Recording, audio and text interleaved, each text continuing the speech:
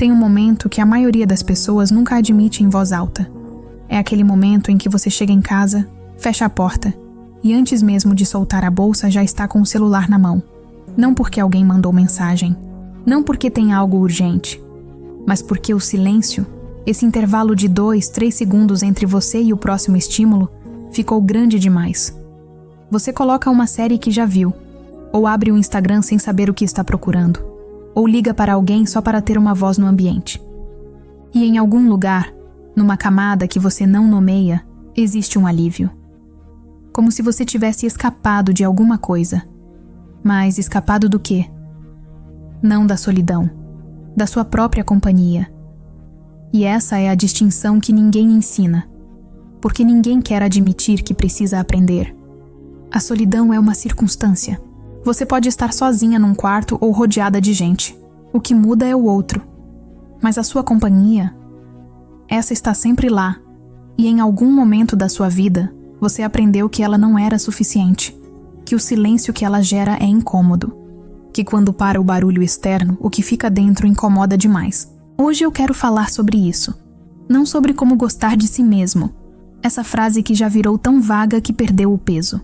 Quero falar sobre o mecanismo exato pelo qual você aprendeu que sua própria presença não bastava, e sobre como é possível desfazer esse aprendizado, não por força de vontade, não por disciplina, mas por algo mais preciso e mais profundo do que isso. Porque a pessoa que aprende a habitar a própria companhia não se torna alguém que não precisa de ninguém. Ela se torna alguém que escolhe quem quer por perto, em vez de depender de quem aparecer. E isso muda tudo. Vou começar com uma pergunta que parece simples e não é. Quando foi a última vez que você ficou genuinamente sozinha, sem tela, sem música, sem tarefa, e não sentiu que precisava sair daquele estado o mais rápido possível? Se você está hesitando, não é porque nunca aconteceu. É porque faz tanto tempo que parece que nunca aconteceu. A maioria das pessoas adultas nunca desenvolveu o que eu vou chamar de tolerância à própria presença. Não é sobre meditação, não é sobre introversão, é sobre algo mais fundamental, a capacidade de estar consigo mesma, sem que isso ative algum tipo de alarme interno. Esse alarme tem muitos nomes. Às vezes ele se chama tédio, às vezes ansiedade, às vezes aquela sensação vaga de que você deveria estar fazendo algo, sendo algo, estando em algum lugar. Mas independente do nome, a função é a mesma: tirar você dali, e você obedece. Sempre. Porque aprendeu muito cedo que obedecer a esse alarme era mais fácil do que sentar com o que ele estava cobrindo. Agora eu preciso ir a um lugar que talvez você não espere que eu vá. Porque quando falamos de solidão, a conversa quase sempre termina no mesmo lugar. Você precisa se amar mais. Você precisa de autoestima. Você precisa aprender a ficar sozinha. E essas frases não estão erradas, mas estão incompletas, porque elas descrevem o destino sem explicar por que a estrada tem tanto buraco. A verdade é que ninguém nasce com medo de si mesmo. Isso foi ensinado. Deixa eu mostrar como. Quando você era criança, existia uma versão de você que era completamente presente, que chorava quando queria chorar, que ficava quieta quando queria ficar quieta, que explorava o mundo com a lentidão de quem ainda não aprendeu que o tempo é um recurso limitado.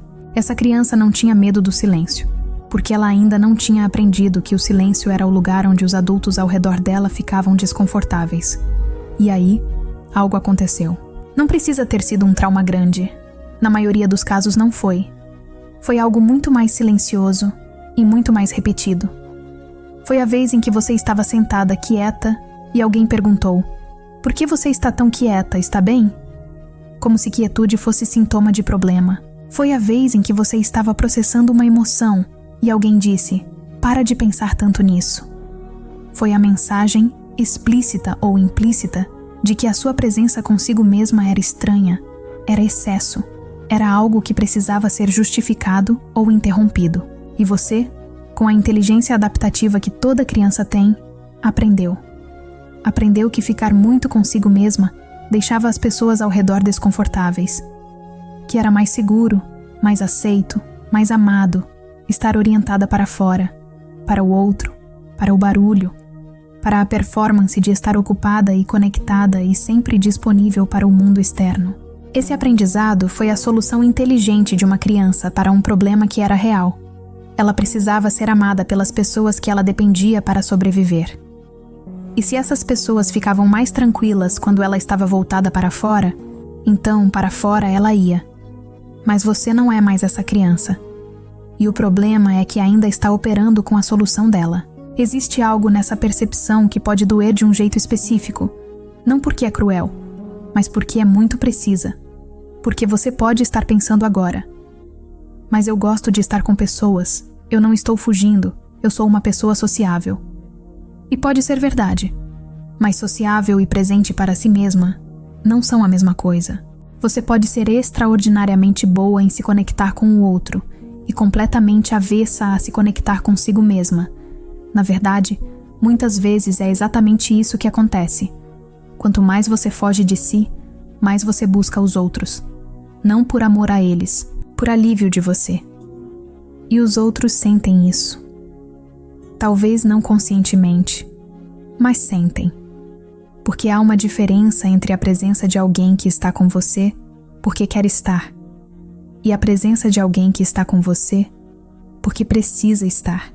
A primeira nutre, a segunda drena, e quem drena, eventualmente afasta. O que confirma de novo a crença de que você não é suficiente por si mesma. É um ciclo. E como todo ciclo, ele não se quebra por força de vontade. Ele se quebra quando você vê o mecanismo. Agora quero falar sobre o que eu chamo de custo invisível dessa fuga. Porque quando você passa anos sem desenvolver a capacidade de habitar sua própria companhia, o preço não aparece de uma vez. Ele vai sendo pago em parcelas pequenas, ao longo de anos, em lugares que você não conecta a essa causa. O preço aparece nos relacionamentos em que você tolera o que não deveria tolerar. Porque estar num relacionamento ruim ainda parece melhor do que a alternativa de estar sozinha consigo mesma. O preço aparece na dificuldade de tomar decisões. Porque quando você não passa tempo suficiente consigo mesma, você não sabe o que quer. Você sabe o que os outros esperam de você. Você sabe o que vai fazer você parecer bem. Mas o que você genuinamente quer? Essa voz fica pequena de tanto ser ignorada. O preço aparece no esgotamento que não passa mesmo depois de descansar. Porque descansar sem estar consigo mesma não é descanso. É apenas outro tipo de fuga, mais quieta. E o preço aparece, talvez mais dolorosamente, na sensação de que você não se conhece. Que tem uma versão de você que você mesma não encontrou ainda. Que tem algo por trás das preferências que você listaria numa conversa de primeira impressão. Algo mais real, mais profundo, mais seu, e que você raramente chega até lá. Porque chegar lá requer parar. E você aprendeu muito cedo que parar era perigoso. Eu quero apresentar agora uma distinção que vai mudar a forma como você entende tudo isso. Existe a solidão que acontece para você, e existe a solidão que você escolhe. A primeira é a ausência de outros. É o que você sente quando quer conexão e não tem. É dor real, legítima, humana. Não estou aqui para romantizar isso. A segunda é presença de si mesma. É o que acontece quando você deliberadamente cria espaço para estar com você. Não porque não tem escolha, mas porque reconhece que esse espaço é necessário para que qualquer outra coisa na sua vida funcione. A diferença entre as duas não é circunstância, é intenção. E mais do que isso, é a relação que você tem com o que encontra quando para. Porque a maioria das pessoas que foge do silêncio não foge do silêncio em si. Foge do que o silêncio revela. Foge dos pensamentos que aparecem quando não tem distração para empurrá-los para baixo. Foge das perguntas que não têm resposta fácil. Sobre o que quer, sobre o que está fazendo com a vida, sobre quem é quando não está sendo o que os outros precisam que seja. Foge, às vezes, da autocrítica que emerge quando o barulho para e a voz interna começa. E então, a solução parece óbvia. Nunca deixe o barulho parar. Mas o que ninguém diz é que o que você encontra quando para, esses pensamentos, essas perguntas, essa voz, não desaparece quando você coloca o fone de ouvido. Ele apenas muda de camada, fica mais fundo e fica mais pesado. A fuga nunca resolve. Ela apenas adia, com juros. Quero que você comente aqui embaixo uma coisa. Não para o algoritmo, para você. Escreva: eu não estou fugindo. Estou chegando. Porque se você chegou até aqui nesse vídeo, não foi por acidente. Alguma parte de você já decidiu que está na hora de parar de adiar esse encontro. Escreve: isso é um ato de intenção, não de engajamento. Agora vou te dar o que eu acredito ser a ferramenta mais importante para desenvolver a capacidade de habitar sua própria companhia.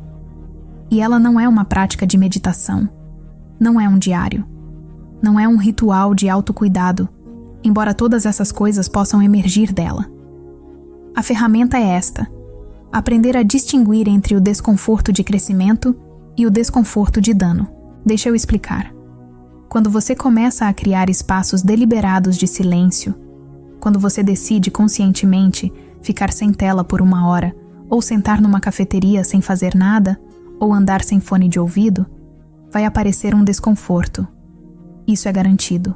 E a primeira reação vai ser interpretar esse desconforto como sinal de que isso não é para você, de que você não consegue, de que está fazendo errado. Mas existem 2 tipos de desconforto que parecem idênticos por fora e são completamente diferentes por dentro. O desconforto de dano é o seu sistema nervoso te dizendo: isso está te machucando. Para.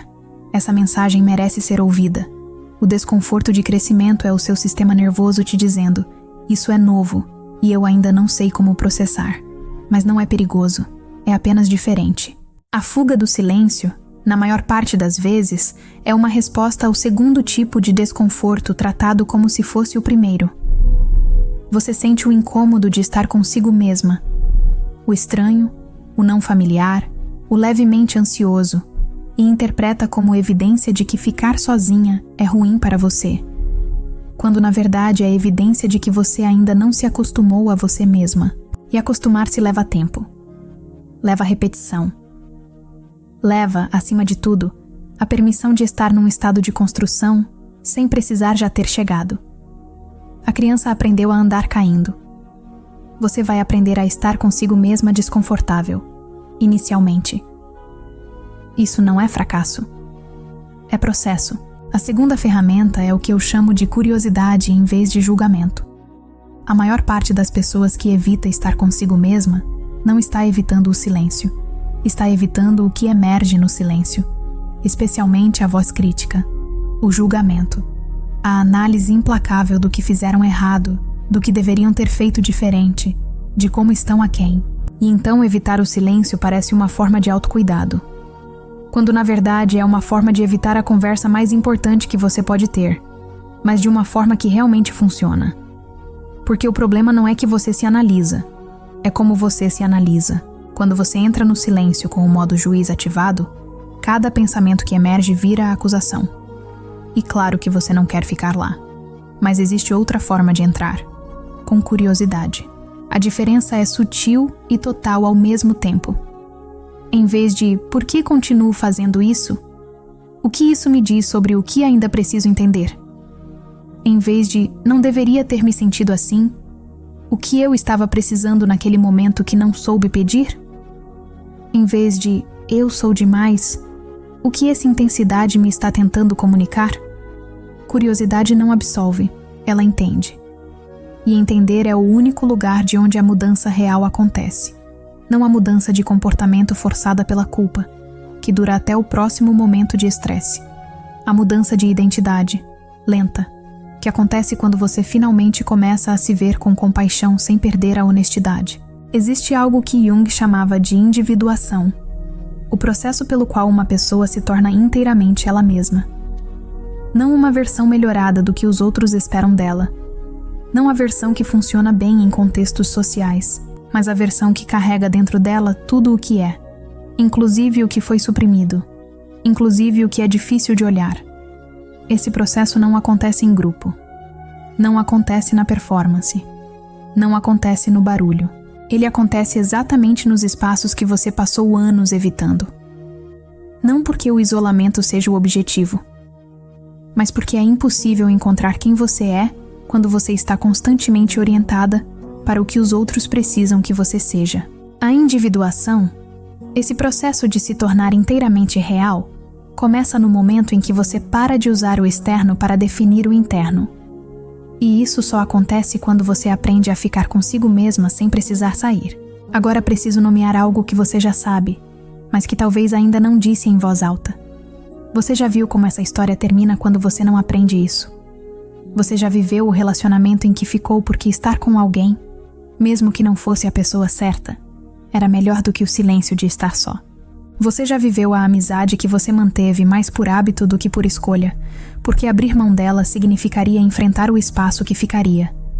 Você já viveu a decisão tomada não pelo que você queria, mas pelo que te deixava menos sozinha com você mesma? E você está aqui agora porque em algum momento, talvez nesse, talvez há algum tempo, você percebeu que esse padrão tem um custo, que viver orientada pelo medo do seu próprio silêncio significa nunca estar realmente escolhendo nada, significa estar sempre reagindo ao outro, à ausência do outro, à possibilidade da ausência do outro. Você não precisa que eu te convença a mudar, você já sabe. O que você talvez não saiba ainda é que o outro lado dessa fuga não é vazio, é casa. Porque quando você aprende a habitar sua própria companhia, de verdade, não como disciplina, não como punição, mas como escolha, você descobre que dentro do silêncio não está o que você temia, está o que você precisava. Está a versão de você que não precisa ser constantemente validada para saber que existe. Que pode estar numa relação porque quer, não porque precisa. Que pode tomar decisões a partir do que ela é, não do que as circunstâncias permitem. Que pode ficar sozinha numa tarde e sentir não o peso de quem foi abandonada, mas a leveza de quem escolheu. Essa versão não é quem você vai se tornar no futuro. Ela está esperando no presente. No silêncio que você ainda está evitando, mas que está prestes a parar de evitar. Se você chegou até aqui, eu te peço uma coisa. Se inscreva nesse canal. Não como favor, não para me ajudar a crescer, mas porque o que aconteceu aqui hoje não foi um vídeo. Foi o início de uma conversa que você tem com você mesma e que merece continuar. Se inscrever aqui é declarar que você escolheu a profundidade quando o mundo inteiro te oferece rascunho.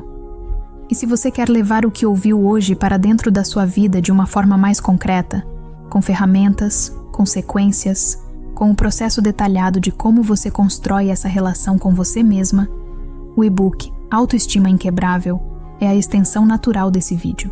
Não é sobre técnicas para se sentir bem.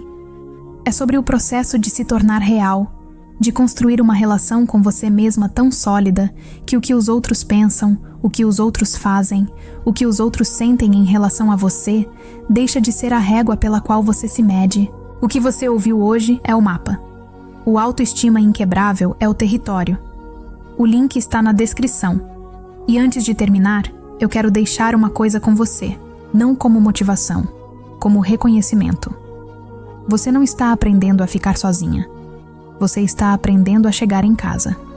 E o caminho de volta para si mesma não começa quando você finalmente consegue ficar no silêncio sem desconforto. Ele começa agora, nesse exato momento, em que você escolheu ouvir em vez de fugir. Você já está sendo.